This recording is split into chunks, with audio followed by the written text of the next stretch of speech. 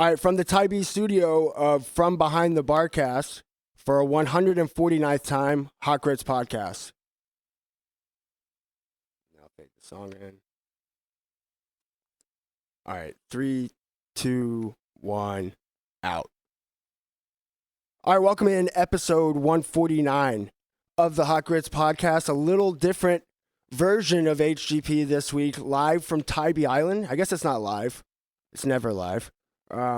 But I'm finally not by myself in a studio. I have a full audience of one Clint King, Paxton from Behind the Barcast. I'll be joining them on their latest episode, so you guys can check that out. But I'm recording with video also, so a bit of a come up for HGP. What else is new? Season 8, Episode 8, for those of you keeping up in your scorebooks, seasons and episodes. Let's start with a youth basketball. No, I'm just kidding. No more youth basketball games, guys. No more, none of that. No more drama. Maybe. For now, I want to talk about Grayson Stadium and the Savannah Bananas. It's an issue that I've talked about on this podcast before, notably with Jim Marikas of the Savannian. You'll have to go back and look. It was sometime in like early September, late August maybe, that Jim and I talked about his column when the Bananas announced. And look, do your own research on this, but the timeline is general that the Savannah Bananas played their last regular baseball game, regular with air quotes, obviously, because nothing they do is regular.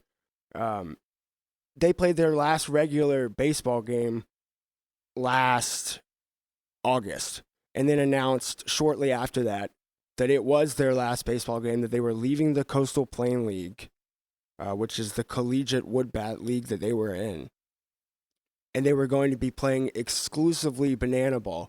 So the significance of that quickly is, if the Bananas are playing a world tour and they're not playing in Savannah, and they're playing in all these places, and they're not even playing in the Coastal Plain League, that's one thing. They would still be playing the sport of baseball, which is important, and I'll tell you why in a second. But admittedly, the Bananas would be the first people to tell you their shift from regular baseball to banana ball is a shift to a different sport. They would be the first to tell you it is not baseball. Okay, that's important because they are anti-archaic baseball rules. It's not black and white, but that's an important thing to note when you look at something that came up late on Sunday afternoon, Sunday, February 5th, from WSAV reporting. Brett, and this is an all-time name, by the way. If you're a local reporter and your name is Brett Buffington, I'm hooked. I'm in, Brett. You got me.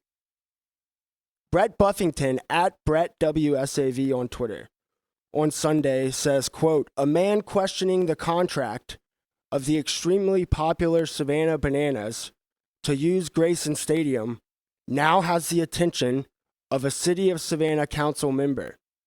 The council member has forwarded his complaint to the city attorney." He then quote tweets later on Sunday, 6:33 p.m. The complaint says since the Savannah Bananas left the Coastal Plain League, it has breached its contract with the city. The emailed complaint was sent to several addresses, including Mayor Johnson, two-time HGP guest, Mayor Johnson, by the way, and WSAV. District 6 Commissioner Curtis Purdy says he sent it to the city attorney. All right, so that's a lot of jumble to say this, that somebody, a citizen of Savannah, sent a complaint that has now somehow worked its way up to get the attention of city council, to get the attention of the mayor, and to get the attention most notably of Brett Buffington, big time name. The contract specifically states the lease that the Bananas signed with the city in 2020, a 5-year lease. Part of the contract specifically states, and I'll read straight from it, the tenant, in this case the Savannah Bananas, must continually during the term of this agreement own and operate a baseball franchise and provide at least 3 months of seasonal baseball play involving such franchise team with at least 20 games hosted at the leased premises, Grayson Stadium, per season. If the tenant fails to own and operate a baseball franchise and host league games, the tenant shall be in default and the agreement will automatically terminate. End quote. That's the end of the quote. So the Bananas are now not playing baseball at Grayson Stadium. Forget the number of games they play. That's sort of irrelevant. They're going to eclipse the 20-game mark, but none of them will be baseball games. So by the terms of the agreement, they will have hosted 0 baseball games at Grayson Stadium. The word franchise, are they a baseball franchise? I think you could make an argument they are. Certainly they started that way. But just because they fulfill one part of the contract doesn't mean that not fulfilling any part of the contract, especially one that says if you don't fulfill it, it can be terminated, that's not cool. You can't just pick and choose which side of the contract you want to abide by. So when this comes up in the fall of 2022, after the Bananas make their announcement, their sort of brash announcement, by the way, they know the terminology in this contract. And they still go out of their way to tell you they are not playing baseball anymore. So when they do that, pretty brashly in the fall, I talked about it with Jim Marikas. I also called Brett Bell, the Chief Operating Officer, COO. Another Brett, by the way. We got Brett Buffington, for those keeping up. Brett Buffington, big time name. Brett Bell, City of Savannah COO. I called him before talking about it on the podcast, and I was going to write about it, but it seemed like after my conversation with Mr. Bell, it seemed like it wasn't a big concern of the city's. So after Sunday, after reading Brett Buffington's tweets, I went back and listened to my conversation with Brett Bell. It was about 8 minutes long, and in the conversation, I asked him, is it a concern of the city that a specific part of the lease agreement is violated? And outright, he said, no, not really. Their concern, and their meaning the city's concern is that families in Savannah have a place where they can regularly go gather and watch baseball. He kept using the term baseball over and over again, and I kept trying in the conversation to, and I would let you hear it if the audio, was worth it, but it's really not. The takeaway from the 8 minutes or so of conversation was, no, this is not a concern. And remember, this is back in the fall of 2022. Now a complaint comes up in February 2023 about the same exact issue, and it's caught the attention. It's a direct quote from Brett Buffington's reporting. It's caught the attention of the city council and the mayor. It just now caught their attention? It caught my attention in August. And I'm not a great detective here. All you got to do is read the contract. It's on page 2, after all. You don't have to go like national treasure hunting to find this language. But I wanted to lead with that because I thought, A, it was relevant to Savannah local sports, obviously. But B, because the start of high school baseball season is today, as I'm recording this, Monday, February 6th. The first day that high school baseball teams around this city, or around this state, I should say, are allowed to play regular season baseball games. Calvary is one of the co-tenants of Grayson Stadium. They lease not from the city, but from the Savannah Bananas. Their home schedule, I've learned in the last day or so, has been radically altered by the addition of banana ball games at Grayson Stadium, not previously on the schedule, because the Bananas are trying to eclipse that 20-game threshold. So now you have a high school team that's essentially going to play a lot of their quote-unquote home games not at home. But they had an agreement. Games are added. Calvary gets pushed to the wayside. A preseason top 10 Calvary, by the way. If anyone cares about that, they're not the bad news Bears. Now they got to go scramble and find places to play because it's the bananas way or the highway. I don't know. But I mean, look, at this point, there is no doubt about it when it comes to who has the power in the relationship between the city of Savannah and the Savannah Bananas. It's a David and Goliath matchup, and the city of Savannah is not Goliath. Okay? David wins in the Bible story, but I think 99 out of 100, Goliath wins. People forget about the other 99 times. They don't write about that in the scripture. You know who's a real man of scripture? John Carr. He's also the best realtor in the world. John Carr Real Estate with Seaport Real Estate. Call or text him today if you're looking to buy or sell real estate in the Savannah area. He's born and raised here, knows the area like the back of his hand. Top 5 nice guy. I don't give out that award.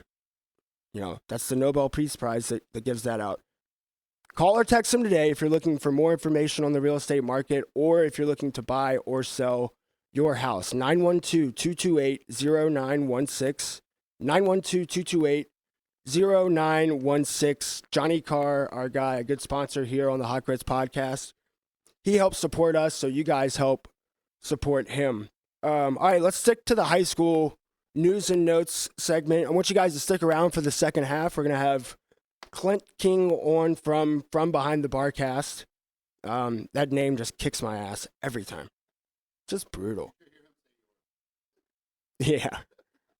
So we're going to talk a lot about the Super Bowl, Georgia football, whatever else might come up, some prop bets.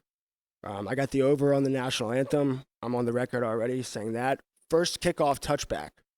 Also, early on those bets, so getting out ahead of Clint on that because he's not on the mic, so he can't say shit about it right now. All right, high school news and notes. No way to segue off that. We talked about an athlete in the Savannah area, Thomas Blackshear. When I don't know if you guys remember, there was a Benedictine story recently involving BC players at a basketball game.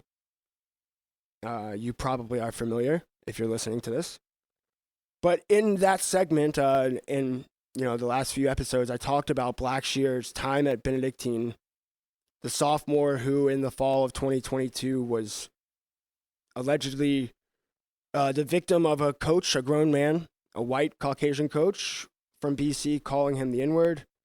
That coach, Matthew Burke, was immediately let go from the school, from his job as a mathematics professor, from his job as the running backs coach. But he stuck around the school. He was at points in time unloading the equipment truck for the games. He was right by the sidelines of the games. Also, while Thomas Blackshear is dealing with some disciplinary problems, separate from this from BC. Long story short, Blackshear is asked to leave BC, suspended from the team in November 2022. And last week we learned that, or I learned and tweeted, that Thomas Blackshear was given immediate eligibility to play athletics immediately at Calvary Day School, his new school, where he transferred in January. That would never, I mean, it's really a historic precedent-setting event. I don't know the details behind what appeal process he went through, but when he leaves BC, he is ineligible to play athletics, certainly for the rest of this school year. That should be obvious. You can't play football one place in the fall, then go play basketball somewhere else in the winter. So, but because of extenuating circumstances, and I'd have to believe it has a lot to do with the August 2022 story of what originally happened to him at BC, that has a lot to do with why he was granted immediate eligibility. If he's asked to leave BC because of disciplinary reasons, they don't grant hardships for that at the next school. The GHSA doesn't reward you for being kicked out of a school for egregious disciplinary fines, disciplinary actions, I guess. So I would have to assume that something like that story with Coach Matthew Burke had something to do. But here's the thing now, Calvary, they're going to have a world-class offense. If you think about it, Calvary Day School, little Calvary Day School, has 7 Division I football players on the offensive side of the ball alone. 7.